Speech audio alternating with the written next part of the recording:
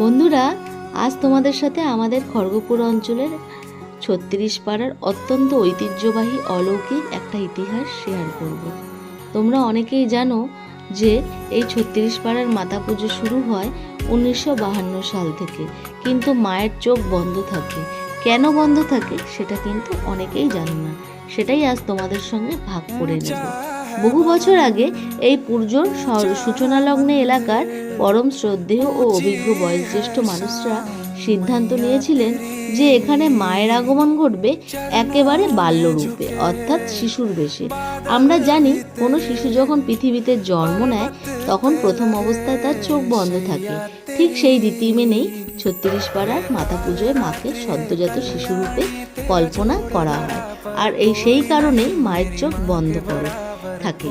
শোনা যায় মাঝখানে একটা বছর কিছু মানুষ এই নিয়ম বদলে মায়ের সাধারণ রূপ চোখ খোলা মূর্তি আনার চেষ্টা করেছিলেন, কিন্তু সেই বছর এই এলাকায় নেমে আসে চরম বিপর্যয়। অনেকেই গুরুতর অসুস্থ হয়ে পড়েন এবং নানা রকম অনাকাঙ্ক্ষিত সমস্যার সৃষ্টি হয়। সেই অলৌকিক ঘটনার পর থেকেই সবাই বুঝতে পারেন মায়ের এই বাল্যরূপে মহিমাই আলাদা।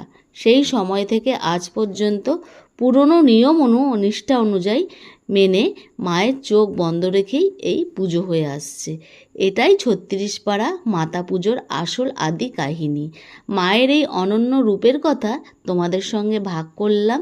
তোমরা যদি সবাইকে শেয়ার করে দাও, যারা জানে না তারা প্রত্যেকেই জানতে পারবে এই ঘটনাটা। এই ঘটনা ঘটে চলেছে ১৯৫২ সাল থেকে। আমাদের এই খড়গপুরের ৩৬ পাড়ার মাতা পুজো শুরু হয়েছিল, সেই সময়কাল থেকেই এটা চিরাচরিতভাবে পালন হচ্ছে।